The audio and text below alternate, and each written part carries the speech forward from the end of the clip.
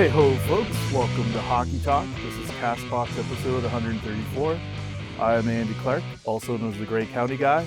And so excited to have some guests here, some familiar faces from the show from years gone by. So we'll let them jump right in and tell us where they've been and what they've been up to. Let's start on over here with Jamie Bennett. Hi, I'm Jamie. I was involved with Hockey Talk and Baseball Talk back in 2019 when I was still living in the Hanover area. Now I'm down in KW, but made the trip up today to be involved. Thanks for being here, Jamie. And coach driver Paul Hillier. Paul Hillier is no longer a coach driver, but I am still driving 60-hour weeks down in Mississauga and back every day. And I'm not doing that. I'm watching golf and hockey, so still sticking with things. First show since COVID, though. First show since COVID. There you go. And, of course, Ryan Drury. Yes, here I am. I don't know if many people know that I actually started this show way back when it was on Blue Water Radio and Eastlink for a while. And actually, the original title of this show wasn't even Hockey Talk. High in the It Slot. was called High in the Slot yeah. Hockey. I thought it was the most clever name ever. And then when we got it on TV, they were like, it's a little busy. And they made me change it to Hockey Talk. I was like, whatever, I'm not going to fight you on that. Yeah, no, I can't even remember when I left the show. I want to say it was probably like 2017, maybe 18. It was well before the Caps won the Stanley Cup. Yeah. I know that. But I hosted it for, I want to say 2 or 3 years back with Steve Fitzsimmons. He was my original co-host. And then other people started to kind of join the party. And yeah, I'm still anchoring the news for CKNX. And spend most of my nights in the wintertime in the rink at the Sleeman Center calling games on TV for the Guelph Storm, the 2027 hosts of the Memorial Cup. And I actually got to fill in on an episode of High in the Slot. So that's why I was able to pull that name. That's right. You yeah. were away for something, so Steve Fitzsimmons gave me the call. And that's like 10 years ago at least. Yeah. For sure. Like we're probably talking 2016, 2015. The ballpark there, Yep. yeah. And I think actually, some of the stats I've seen there with the Hockey Talk, we were hitting our 10th year anniversary this year from the original, where it was on Blue Water Radio and Eastlink TV and all that stuff. So That sounds about right. 10 years. And I've seen there's a bunch of pretenders because you picked a good name, Hockey Talk, right? I didn't pick that name. Well, it was to be fair. Some people have greatness foisted upon them. But you had a great name because there's a lot of groups out there try to grab that name, Hockey Talk, right? So we're still hanging on to it. We're still the original. There you go. Yeah, nice work. And I guess we should take a moment and maybe give a shout out for Bridgie, Scott Bridge. Yeah. He was on the program a lot in the early days because he was a lot closer. Like, people don't realize I used to drive from Kitchener to Hanover to do the show and then drive all the way back and go in for night shift before I started at the radio station. So yeah, it was a thing that I launched just to kind of get my chops going a little bit behind a microphone after I graduated school. And it was a great way to just kind of like talk sports and, you know, keep the chops up a little bit for when something better eventually came along, a different opportunity. I shouldn't say better because we had a great time doing the show. But, you know, obviously it helped me in my career to get onto a radio station and now call games for one of the best clubs in the Canadian Hockey League, in my opinion. So I remember early on Steve Fitzsimmons saying that to a bunch of us, challenge you guys to go out and get good guests. And even though we're a small town, you know, radio station, cable show, let's have a very, very high quality. And we actually punched way above our weight there as far as the caliber of guests we were bringing in there for a very long time. So yeah, absolutely. Yeah, we had a lot of great people come on the show that were involved in the NHL, all sorts of different levels of junior. Yeah, like we did pretty well. Nice. Alrighty, well, let's get right down to talking some hockey because it's right there in our title. So let's talk some of the recent moves, particularly with the Toronto Maple Leafs. What do you think of the Joseph Woll trade there, fellas? It's confusing for me. I hear a lot of good about Emil Andre, but not knowing the player, I don't know if the deal is going to be worth it or not in the end. But we'll have to wait a year or so and see what we think about it at that point, because at this point, I don't know. I think they could still trade Stolarz yet. I wouldn't be shocked if they did that, but the Wall trade was something that snuck up on us. Are you mostly confused because of like the guy you got back? Because obviously, I don't think anybody's under the impression that they're going to sign Samuel Ersson. No, They'll probably they're let him walk. But Yeah. like, is that most of your confusion, or are you confused that they traded Woll? I was confused that they traded Wall. Why? In the first place. Well, there was no rumors. It was just done. Okay, but like now that we're sitting in it, like I actually think it's a sensible trade.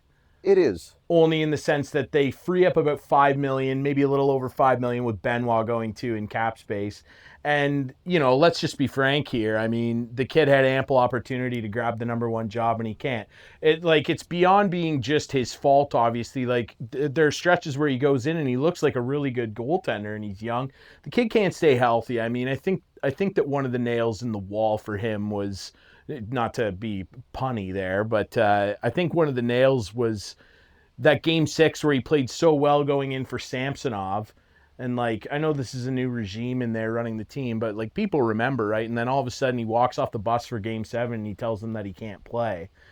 Unfortunately, and again, it's not his fault. This guy's health is just, you know, it's a constant question with him. And if you're going to be a number one goal, even a modern day number one, where most number ones play like 50, 55 now, long gone are the days of 75 plus of Marty Brodeur and Luongo and guys like that. Grant Fuhr playing 79 games. Like you have to be available. And he just never was. I hope that he's able to be a little more healthy in Philly. God bless him going down there too. You want to talk about a goalie graveyard. But I actually don't hate the move for the Leafs. Even if the Andre kid doesn't turn into anything, you still freed up some cap space, and they'll probably keep Stolarz around just simply because they're not going to want to throw Hildeby and Akhtiamov in there. Well, that's part of it. They needed to clear the logjam in the net. Yeah. And they were looking at potentially losing somebody, probably Hildeby on waivers, if they didn't clear a spot, because he's lost his waiver exemption now. So, yeah, and then you get Akhtiamov to start in the minors again. He just won the Calder Cup. MVP? MVP, exactly. So, you know, I think they're pretty much set in goal for now anyway. And I think I like Akhtiamov over Hildeby at this point. Why? Because he won the Calder Cup? I mean, No. Hildeby's shown that he can go in there and not be intimidated by the NHL. But True. the nice thing that they have is that even though Hildeby's waiver exempt and he'll be the backup, you would assume, going in with Stolarz, maybe he takes that job, and then Akhtiamov, you got a bit of play there. And if he keeps on playing really well in the AHL and another year goes by and they start to, and Hildeby plays pretty okay, then you start getting yourself into a position where you go, we could probably let Stolarz go now too. True. Yeah. We'll see. All right. The other big move was one that I liked the first 4 years of as far as the signing. The last 4 years, I think, might be debatable, but the Leafs picking up Radish. So we'll start with you, Jamie. What are your thoughts? I'll be honest, I'm of two minds with this one. I think 8 years at $8.5 million is a big contract for a guy who's had one rather outstanding offensive season. We don't know how he's going to fit into the Leaf blue line here. And honestly, like, they've been looking for a top pairing right-handed defenseman the entire time that Morgan Rielly's been here. Now, the rumor is that Morgan Rielly could be on his way out now, so then they're going to create another hole on the blue line. So I'm not sure. I mean, the guy's had, I think it's 2 other seasons above 30 points. So let's see what he can do. This has the potential either to be a great deal or an albatross on their cap. Yeah, and I'm agreeing with you there. I like the first 5 years of this deal. The last 3, maybe it won't matter. He might be retired. He might be injured. He might be still a fantastic hockey player. We don't know yet. It's one of those things that we're just going to have to wait and see how it plays out. But we don't know who he's going to play with yet next year either, because half the Leafs defensemen, there's trade rumors out there that they could all be gone. So Does this create a situation where they keep Morgan Rielly? No. No. No. I think it Morgan, better not. I think Morgan Rielly needs to go somewhere else. I don't think the Leafs need to get rid of him. I think he needs to go somewhere else. He Breath needs of fresh somewhere air. else to play, because he is a good defenseman. He's just kind of lost his way now in Toronto, and I think he needs somewhere else to give it a go. And it works with some other players, some it doesn't, but I think it's time for that marriage to split up. Yeah, I don't know if I'm on the same boat as Morgan Rielly being a good defenseman. I think he's a good skater. I don't know that he's ever been a good defenseman. You know, he's obviously had some solid seasons where he's put up some decent numbers, but I don't, you know, with the Radish thing, like, again, they're clearly, like, I don't think anybody would say that the Leafs are worse for having acquired him and the price wasn't huge. They certainly have more talent back there now. And I mean, the kid just ripped home 22 goals. And there's the other side of, you know, the double-edged sword, though, is we just got a guy that scored 22 goals, but it was an incredibly inflated career year. You're always worried about a guy doing that when he's up for a contract. I'm not saying he can't repeat it. It'll be more difficult in Toronto with the roster that they have. We'll see how he's utilized. I would think that he would have a shoe in it being on the top pair simply because of his shot, his size, and what he just did statistically. The one thing that gives me pause, though, is like Tampa's one of the better scouting teams in the league. They do a great job drafting guys. They find a lot of guys later in rounds. And Hedman, like, he's going to be 37. He was out a lot, and that's what allowed Radish to play a lot more, was that he was filling the minutes that Hedman usually does for not only injury, but obviously mental health reasons that Hedman detailed. He'll get those same minutes, if not more, in Toronto, likely. But I sit there and I saw the deal, and I was like, why is Tampa okay letting this guy leave to a division rival for a 5th-round pick when they know Hedman is in decline? Like, you would think that a guy that just ripped home 22 would be somebody you'd want to try and keep around. Yeah. So I'm sitting there going, like, do they know something that we don't? And I don't know if it's, maybe they do. And I don't know if it's as nefarious as that. I think that they just didn't want to pay him what he wanted out off a career year. Toronto's taking a bit of a risk there. Keep as in far mind as the tax situation. The tax situation too, which always, you know, inevitably comes up. I do think, though, like the 8.5 with the cap going up over the next 3 years, like that 8.5 is going to turn into what in our minds for a long time has been 6. So I don't have a terrible problem. As long as he, you know, is able to play well, and, you know, I don't expect a guy to score 22 every year from the point, but if he can score 15, 16, I mean, if he scores 15, 16 next year, that's 6 more than the leading goal scorer on the Leafs blue line this year, right? Yeah. So the Leafs, at the end of the day, it's a risk in a sense, but the Leafs are better for having him right now. Yeah. And when you go through the list, when you look at team needs, almost the first thing they always say a top 6 forward and a right shot defenseman that can add some offense, right? Yep. So there you go. Leafs sort of jumped ahead of the pack and got one early, but you're right. Why did Tampa let him go is a big question. All right, well, working reverse chronological with the Leafs here, they just hired a coach this week too. So what are your shots? What are your thoughts? Maybe let's. What are the shots going to be with him? Yeah. So what are your thoughts on Hiller getting hired by the Leafs? I love that we just turned to the Leaf guy first. Tell us what's going on. I have no idea, honestly. I never even heard his name. They interviewed like, what, 50 guys, they said? They say. Yeah. Which we all know is not correct. They didn't interview 50. They interviewed 15 max. Maybe. Yeah. They looked at 50 on a computer screen. Yeah, and we could have done that. Well, yeah.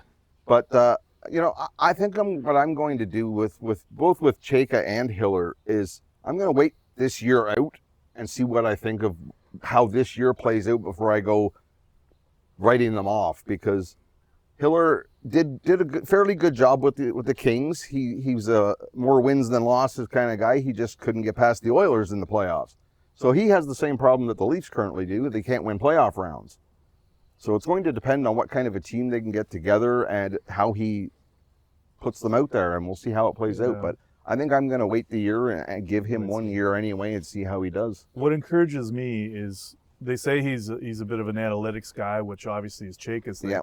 But they also say he's a good relationship guy, right? And that's why I will say if you're going to be into the numbers deep, you also have to be able to have those relationships and be able to sort of read players and work with people and get out of them what you need to get out of them, right? Yeah, and because he was an assistant with the Leafs before he knows most of these young players Yeah, that are now Matthews and middle, them have signed that they're off on it. mid-20s now. So he probably has relationships with these guys already. So that could be one bonus in his hiring over anyone else that they could have interviewed.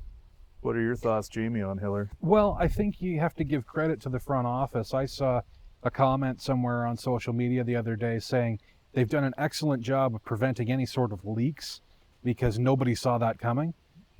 People, of course, did have speculative takes that Chayka would be hired, that Sundin was going to be involved, and they weren't quite sure of the roles all the time. But I think we have to look at it, and we have to, as Paul said, sort of be open-minded to it, because this is a very different regime than Berube and Treliving, or Keefe and Dubas, or Babcock and Lamoriello. So I think if it can translate to an on-ice product that's better, the fans won't complain. Yeah, I don't know what to think of this guy, really. I mean, like, you go into LA and you go 21-12-1 when he took over midway through that year, and then get skunked by the Oilers in the first round, made that obviously infamous goaltending interference challenge that completely turned that series around, and then have a really good year, win 48 games with an LA team that had an incredible year analytically. When you look at that team's shot suppression, like, they were top 5 in almost every defensive metric, and the metrics that people like to look at, which I don't put as much stock in, but fine, like, they did it. You can't take that away. And then, get swept, by the Oilers, and then have a year where it was a little up and down, and guys started to get kind of sick of him a little bit. That quote from Adrian Kempe where he was like, we can't play 1-3-1, like, the players didn't see. So, like a lot of coaches, after the span of maybe 2.5 years, he had kind of seemed to wear on guys a little bit. That said, like, as far as the narrative, like, this guy can clearly coach. Like, when he was the power play guy with the Leafs under Mike Babcock, they were second, 8th, and 7th, I believe. Like, he ran a really good power play, and, like, the Leafs power play was a joke the last couple of years. And in the playoffs, it's been a joke every year they've been there in the Matthews era. Now, can he kind of guide this team to being a little bit more consistent effort-wise and get into the mind of a guy like William Nylander and unlock a little bit more consistency effort-wise? He's a player that can do stuff that, like, maybe 10 other guys in the league, maybe 20 on a good day, can do with a puck on his stick. With the puck off his stick, he is a bare-bones average NHL player, if that. When the puck's not on his stick, I want to emphasize that. He's a superstar, but he doesn't play like a superstar unless he's got the puck on his stick. And you want a little more from a guy at 11.5, and, you talk about wanting more from a guy in Auston Matthews. Like, all we've heard all offseason, and, like, if I was Paul, I'd be pulling my hair out, like, hearing, Matthews isn't sold on necessarily coming back, and he wants to see the team. What if you just, played better and brought a little more to the table for 13-2-5? Like, hockey, I understand, is a sport where it's not basketball. It's not football where a quarterback has the ball in his hands every snap. It's not basketball where you can be LeBron and be on the court for 45 minutes and control the entire game. So I hate to dump on individual guys, but how about we get a little bit more out of you and maybe you stay healthy? Like, this notion that, it'll be a great thing because Hiller knows Matthews and Nylander. Yeah, why are we falling down at their feet? The catering to guys that don't give you good enough efforts when it matters over the entirety of their career is a little troubling to me, but we'll see. Yeah, and like when you say the 11.5 for Willie, so he is incredibly skilled. He can do a lot, but he doesn't bring to you all the assets that a hockey player can bring you. So for me, 11.5, that's like, what in other sports they call a 5-tool athlete should be getting the 11.5. And he not only is not physical, he is, like, aggressively not physical, if that's a possible thing. He had 13 registered hits this past season. And 12 of them were by accident? And, well, the thing is, there was a bit of a rush because people started to question this with, like, 14 games left. So, like, 7 of them were in the last 14 games. So, like, even Marner, who gets knocked for his physicality, he had 31 hits in the Leafs' previous playoffs. In 13 games, he had 31 hits. Willie had 13 over an entire season. Like, He's not even breaking any eggs out there. I don't even care. Like, and I've said this when I've talked to, like, most of my friends are Leaf fans, and they'll ask my opinion on, and like, so I've said this a lot. I don't expect Matthews and Nylander to turn into Eric Lindros and start running people over. Like, I don't need you to have They don't have to be 85 hits. They don't have to be Brendan Shanahan. Except No. If they're being paid Brendan Shanahan, they need to bring all the tools like that then, right? Well, all I'd love for like Matthews, you could say it a little more because the guy's 6'4", 220. Like, he should be laying into people a little more. He uses, like, people always talk, oh, well, he's such a good defensive forward because he uses his body really well.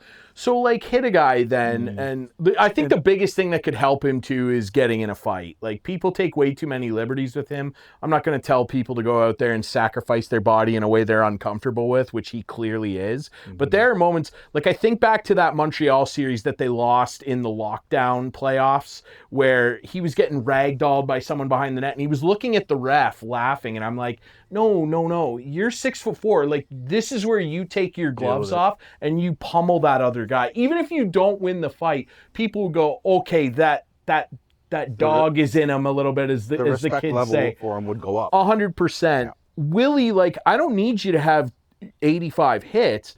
I would just like to see a little more effort with it where he seals a guy off. Like, people confuse hitting where you could just seal a guy off and be involved in the battle on the boards and use your physicality to not necessarily push him out, hit a guy, but to win the puck battle. He's completely disinterested in being involved in puck battles. He wants somebody to do it for him and pass him the puck so he can dangle around three guys and score an OT winner like he did against St. Louis earlier this season. That's what Willie wants. He doesn't want to do the work. It's like when you're a teacher.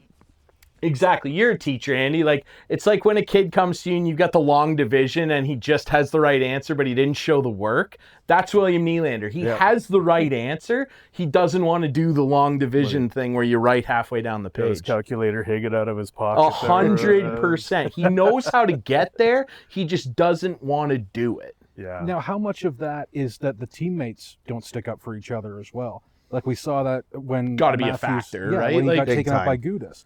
And, like, Matthews isn't going to defend himself when he's blown out his knee. So somebody else has to. And that's something that team has been missing. That, like, people are talking about, oh, they hired this guy that runs Wendy's franchises in Chaika, and, oh, they hired this guy who's, like, you know, an iffy coach. And I think the most embarrassing thing, you know, if I was a Leaf fan that I would lean on was that night when Radko Gudas took out the face of your franchise and nobody did anything, because I just, like, I've grown up, I cheer for Washington. Like, if somebody hit Ovi like that, which, like, good. Well, first of all, good luck Ovi even would getting respond, him. I mean. But I think back to, like, that series, a great series, that first year when Matthews and all them made the playoffs, and we played you guys. I say we. I'm not on the team. And Kadri caught him with an awkward one. Everybody came over and was like, we're gonna kill you, and then Ovi managed to come back because the Russian machine never breaks. He somehow comes back from that, and he labeled Kadri with a really dirty slash later in the game. There's a message to be sent. Like, you don't do that to our guy. It was always Backstrom on the Capitals. Like, if anybody even sneezed near Backstrom, Tom Wilson was a mad dog off the leash. And I'm not saying guys have to be Tom Wilson or you have to have a Tom Wilson. There's only one of them. But, like, if somebody, I always, like, watched knowing, like, if somebody ever took a liberty with Ovi, everybody else on the ice is coming over. Back in the day, like Mike Green, Brooks, like, all those guys, there was a pileup. Yeah. And I was so disappointed to see that. It's not like the Leafs don't have those guys. Like Simone Benoit, who just got traded. He's a big guy. They got some tough guys. Yeah, why couldn't he have stepped in? You get Max Domi, who's no bigger than I am. He's the one fighting. Kid. He's the one fighting everybody. Matthew Nyes is another guy who's 6'2", 6'3", big-bodied guy. Like, these are the guys that you need in there standing up for the star players, and they're just not. It's just hard in closing. Like, it's just hard for me to accept that there's not some sort of problem with the locker room culture. Like, these guys all might be friendly with each other and get along or whatever, but when they go on the ice, they don't look like other teams do to me. when those situations come up. And Mhm. I So just not used to seeing that. There's- I don't know. two pathways, right? You could have someone who's sticking up for his teammates, or you could have someone with that leadership that shows them how to stick up for themselves. You know what I mean? I think And you if gotta they have a need to be balance. one, all Yeah. for one for all, but they just maybe need someone to show them that feistiness of I'm not putting up with this. Hell no. I'm gonna push back and show them how to push back. People right? always say to me too, they're like, well, how come nobody, did, like, Matthews gets his knee taken out. How come nobody used to do this with like Steve Eiserman or Joe Sakic? I'm like, Bob you go Probert on and Joey Google, Kosher and- Well, there's you like go a on long list of Google them, and you look up the roster and you look down at the teammates that they had on those rosters. Like, there's that famous story of how, like, when Sean Avery was a rookie, he was chirping at Joe Sakic from the bench, and Brett Hull grabbed him and was like, we don't speak to Mr. Sakic. Yeah. You know what I mean? Like, he wasn't even trying to hit him or anything. Those guys, you knew, like, if I run Steve Eiserman over, Joey Kosar might put me in an early grave. Yeah. There's something to be said there where, like, I don't think teams play the Leafs and go, boy, if I railroad Matthews here, somebody's going to come get me. Nobody's coming to get me. Now, there's been a rumor that the Leafs are interested in bringing Gudas into the fold in Toronto. Which is so hilarious. Never going to happen. I mean, Pekka came when Tucker was still there. He's got a lot of mileage on him now too, though. But would he want to be there? And would he be allowed to play his game? That would be my question. I don't know. Considering his game is dirty, His I game can't is see it. dirty, I still remember, was it last year? He was nose to nose with Joe Wall in the net. Oh, in 23. Oh, Twenty- yeah. was When the Panthers put, yeah. And like, he doesn't want to be a Leaf. Well, apparently he doesn't want to play in Canada. But the rumors are saying either he goes back to Florida or he comes to Toronto. Those are the two teams interested right now. Someone they have in house already, and I was watching the Marlies. Toronto Marlies won the Calder Cup, the American Hockey League Championship last night. And in that final series, Michael Pezzetta was logging a lot of minutes, right? And I kind of forgot that because when he was playing with the Leafs, when they would inject the lineup with some toughness, he was getting like 3 minutes, right? So he was a non-factor. You didn't see him. He didn't get a chance to be doing too much out there. But he was logging, like he had 3 game-winning goals through the playoffs. And not just the toughness, he was logging a lot of time and controlling the puck. And I was like, I forgot Michael Pezzetta, had something to offer as an all-around hockey player. So that's maybe someone, I don't know that they will, but maybe they should give him more of an opportunity to be a fourth line, give him a few more minutes at the NHL level, see what can happen there. Yeah, and you don't see the fourth line tough guy anymore. It's really Ryan Reeves is kind of the last of the breed with that. And I'm not saying they should use him like a hired gun on the bench, like a Dave I'm saying, Semenko or you whatever, got to have a complete player. But I think he could actually, take some regular shifts for them. Like, I'll just say this. The game, like you kind of pointed out, has changed. Like, yeah, Joey Kosar's, you're not finding guys like that on rosters very much anymore, where you kind of knew what that guy was doing. You have to be able, if you're on a fourth line, to offer a little more. You got to be able to move. You got to be able to take some energy away from the other team, lay the body on defensemen, and keep the puck ideally on the other side of the red line. Like, that's mostly what coaches are looking for out of their fourth line. And quite a few of those guys, if you're a centerman, are generally on your penalty kill. So you just want effort from those lines, not necessarily intimidation anymore. But as long as the NHL still allows people to hit people, there's going to be an element of the game that exists where a hit goes too far or it goes over the line, and someone's going to have to answer for it on the team that got offended, right? Like, I'll say this though, and this really bugs me. I've seen it more and more over the last 3 or 4 seasons.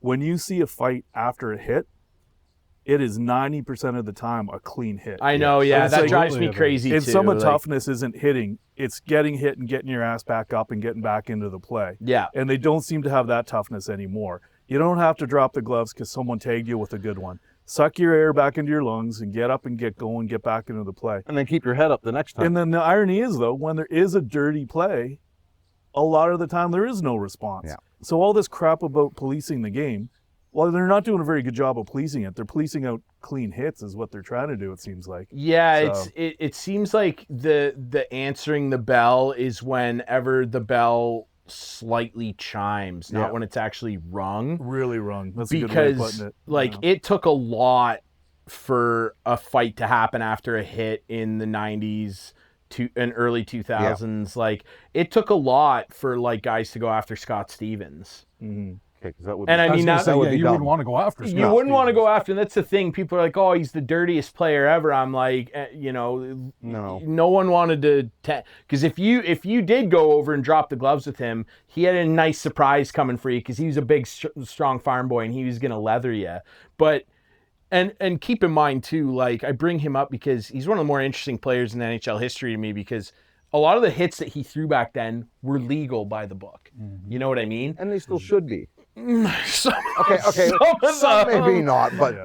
like I look back at the Slava Kozlov hit, easily one of his most infamous ones. That's clean hit, clean hit. and no one went after him. Nope. You know what I mean? Like Kozlov laid there and he had to get up under the Ron Francis hit. The Korea one, very dirty hit. Yeah. Like extremely dirty hit. You know what I mean? The Lindros one, very dirty hit.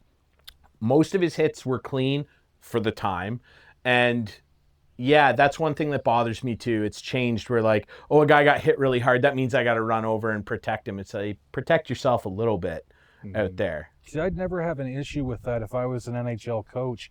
I'd say, we want them to think twice about hitting us at all.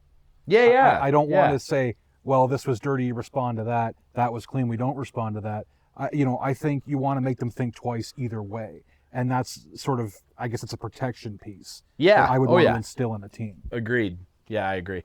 All right, let's shift over to free agency because that's going to be a hot topic over the next little while.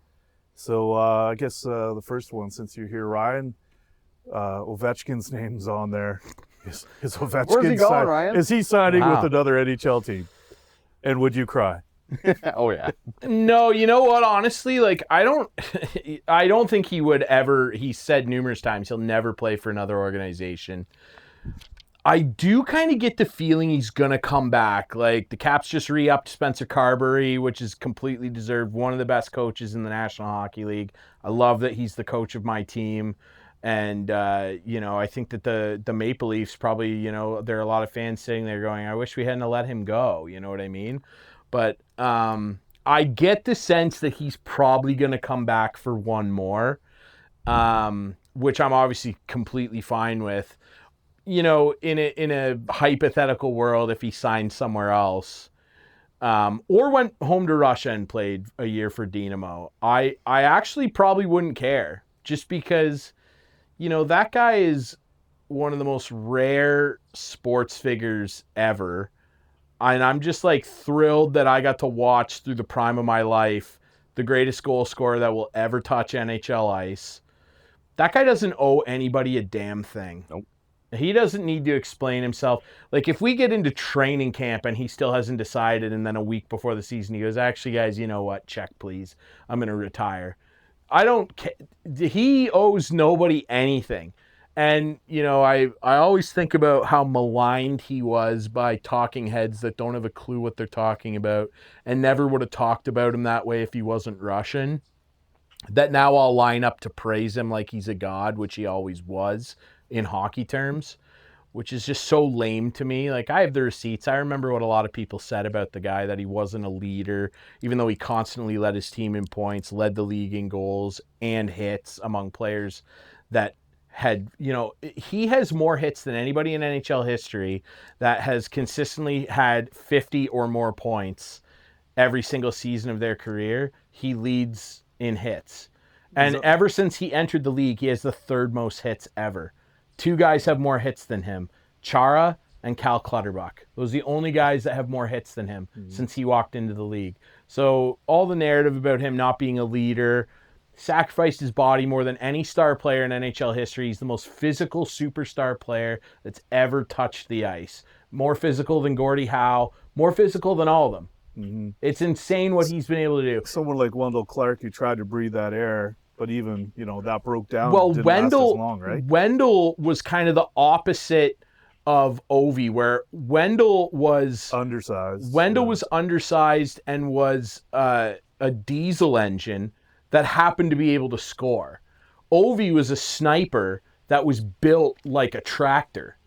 And he Wendell started as a defenseman too. also that, right? Yeah. And what a shift, because he was as entertaining as anybody. But like when you think about that level of offensive ability matched with that level of physicality, he Yeah. stands alone. If you want to go to a different sport for a comparison, it's kind of like Shohei, right?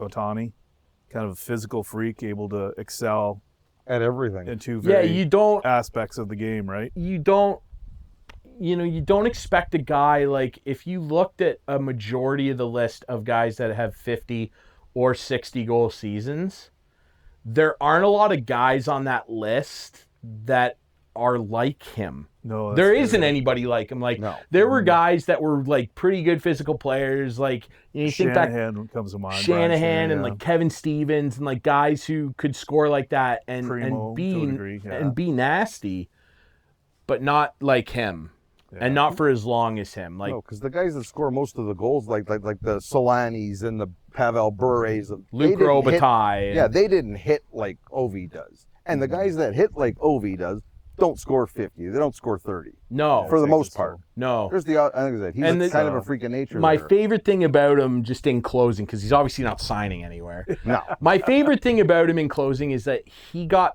better in games when teams tried to be physical with him.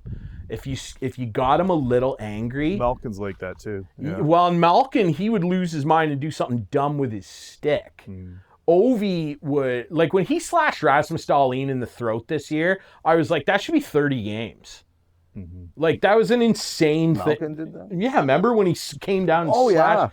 I was like, that's 30 games. It should have been. What did he get, 5? I think he got 5. 5? And anyway, Ovi would just, like, if you hit him, if you caught him, he'd take the number down and be like, I'm going to get you next time. Yeah, even if it's next game, Oh, yeah. you'll still remember Let's, that. Let's keep our viewership numbers way high in Russia and talk about Sergei Bobrovsky. Getting back to the free agent part of things there. What are your thoughts on Sergei? I've got him going at Edmonton, and there may be some Oiler fans that may not be pleased with that, but I think they need a guy who's proven. He's got a couple of Vezina trophies. He's got a couple of cups. Tristan Jarry's simply not the guy, just like Stuart Skinner wasn't the guy.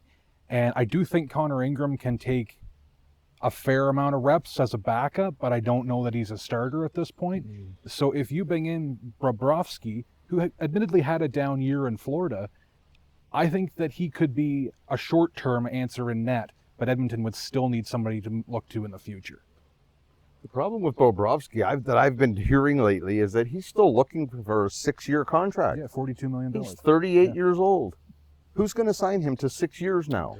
Also, He's- a guy he is that's slowing down, right? So he's had hip problems Yeah. in the past and has managed to squeeze a few more really, really good years out of the hip issues that he's had. At 38, yes, 6 seems like a silly, like, if Edmonton could get him for 2 and they would have to move one of those goalies out, like, I don't know how you get rid of Jari. Like, I don't even Yeah, know who's how gonna you do take him? that.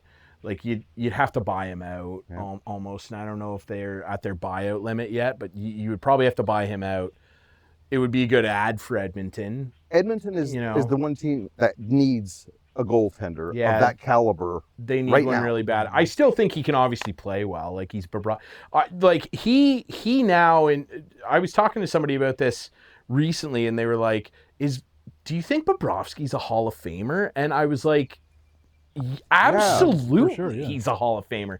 2 cups. Keep in mind, the 2 Vezinas he won, and I'm not trying to dump on Columbus. Yeah. He won those, and those Columbus teams played very tight defensive hockey. I understand that. But he won those Vezinas with Columbus? Like, that alone, I think even without the 2 cup wins, the 2 Vezinas in Columbus, 400 plus wins now, walk into the Hall of Fame. Absolutely. The 2 cups, like, etch it in stone for me. And the way he played in those 2, and count the year that they lost to Vegas too, because on that cup run, he was unbelievable as well. They went to 3 straight cup finals with that guy. He's a horse. He's a Hall of Famer. He's first ballot. He's first ballot Hall of Famer. It's a mystery to me that Curtis Joseph's not a Hall of Famer, but the one knock on him was he didn't have the big playoff results. Yeah. Well, I can tell Bobrovsky has them, right? with Joseph, I actually saw Curtis Joseph at a local Toronto autograph show. And when Teemu Selanne came out, Curtis Joseph said, "This is the reason I'm not in the Hall of Fame." So there you go. Yeah, I think that the perception of him is that the 400 wins came as a result of longevity and not so much high-end goaltending ability. Never won a Vezina. Had good playoff runs with the Leafs, the one, because Belfour was their goalie in the 0-2 run, right? Yeah. Joseph had left and I believe went that to was Detroit. Joseph, wasn't it? Was it Joseph in I believe it was 2002 as Joseph well? in 2002. Yeah, I think you're actually right, because Belfour came in like 03. 3, yeah. Like 2 good runs to the conference final. I'll say this, there are a lot of, I don't like bringing guys' names up that are in the Hall of Fame that I maybe don't think should be, but there are some guys that have gone in the recent past where I'm like, is this the Hall of really good, or the Hall of he was a good guy type thing, or No the Hall of disrespect, great. But I'm gonna put a name out there. Clark Gillies.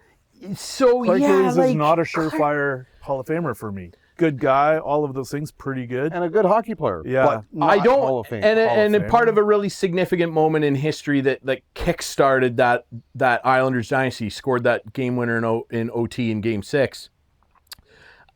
There are some guys that get in, and I'm like, is this like a popularity contest where everybody's like, oh, he was a good guy and he won 4 cups, and this, winning 4 cups as a hockey player should not put you in Hall of Fame conversation unless you were a player of such high stature that cup probably wouldn't have happened if you maybe weren't on the team. Well, I mean, Pat Maroon won 3 in a row. That's what I'm saying. And I don't think anybody's, trying to parade Pat Maroon into the Hall or anything. And again, I'm not going to bring up names of guys that have got in.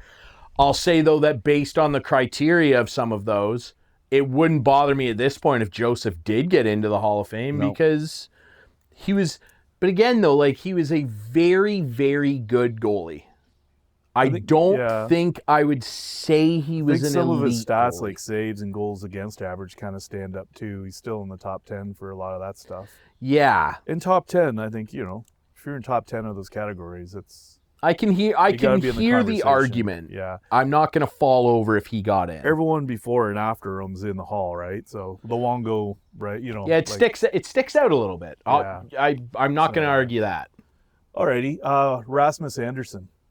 What are our thoughts about Rasmus? I don't know what he wants to do. He wanted to go to Vegas. Obviously, he went there. They just about won a cup.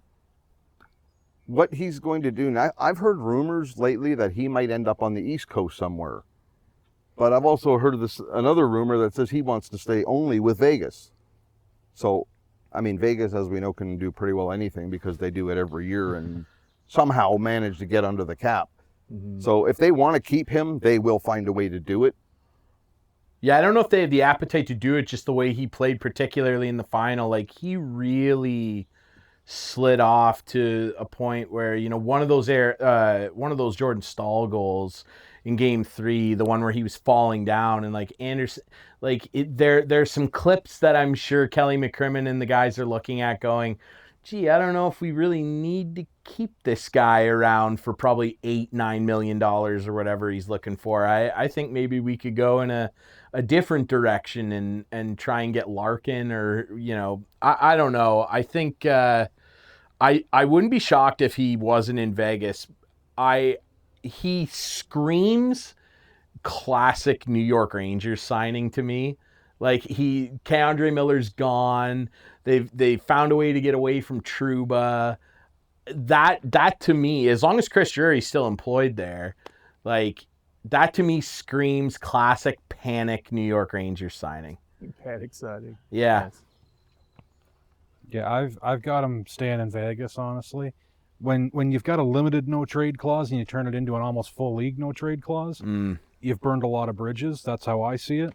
Particularly if I was Craig Conroy and the Calgary Flames, he wouldn't be getting a raving endorsement from me.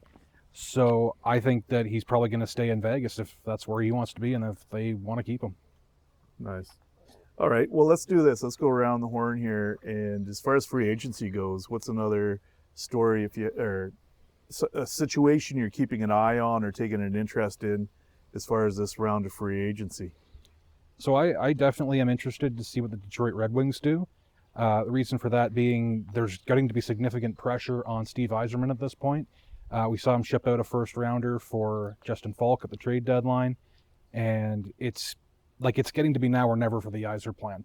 So I see him taking a crack at least 2 of the top 10 free agents, those being Jacob Trouba and Boone Jenner.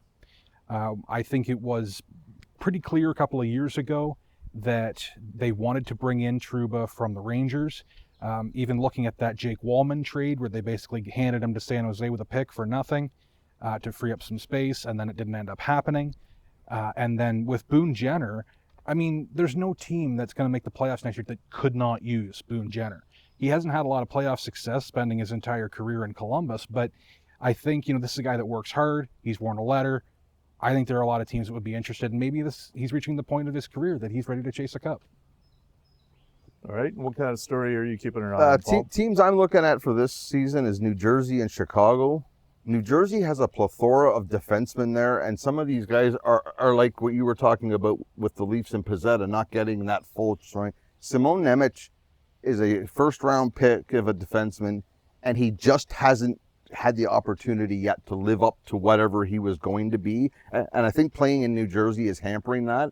I think they're going to look to trade him for a top 6 forward, maybe ship him off somewhere else where he'll get a chance to make his career better.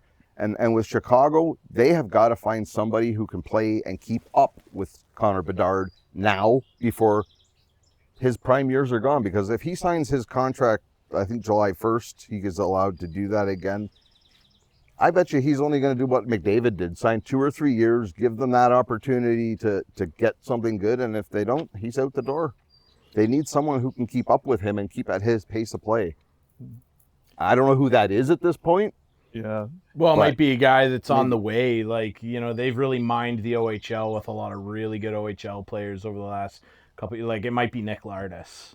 Like, it might be a guy like that. An Anton Frondell or something. Frondell as well, right? That'll come And I've over. heard Matthew Nyes rumors. Yeah. Or there's been a lot of chatter that Seattle might be willing to move Shane Wright. Mm-hmm. I think Shane Wright's still only 21.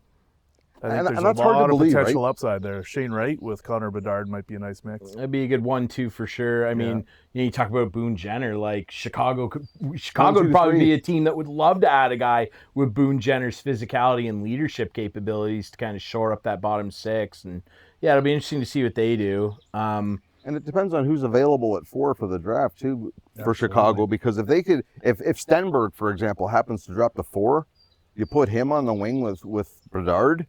And if a guy That's 15 years of great. If a guy that's not there that they maybe wanted that they thought would slide to 4, would they move down a few spots maybe? Yeah. To add somebody To into add that. another- You to add never another- know. yeah. Like he needs offensive support for sure. Yeah. I'm definitely looking at Buffalo. Like, what are they gonna do as an encore to finally snapping that long playoff drought, which is so great. Like I love Buffalo. I have like a soft spot for them for a couple of reasons. Obviously, like my cousin played there, and that was a exciting time, and they were good. They were really good. Like that team probably should have won a cup. And then Rick Jenner, that's my favorite play-by-play guy ever. I love Rick Jennerette. So I was actually so excited to see Buffalo back in the mix, but Alex Tuch is a free agent. Are they going to pony up potentially $10 million to keep him? I'm not sure because they still have a lot of good young prospects that are on the way. And then what do they want to do on the back end? There's a lot of rumors swirling around Bo Byram. If they trade a guy like that, they better get a really good impact forward that can be a top 6 guy that could replace a Tuch. I don't know how attractive they still will be if their stock has improved at all in terms of free agency because, as Kevin Adams said, they don't have palm trees there. So, but do they have enough cap space to sign Tuch after they do Benson? Because I don't know. I think they prioritize Benson over Tuch. I think so too, and I think that they probably end up maybe doing a sign and trade if it's someone that really wants him for 8 years.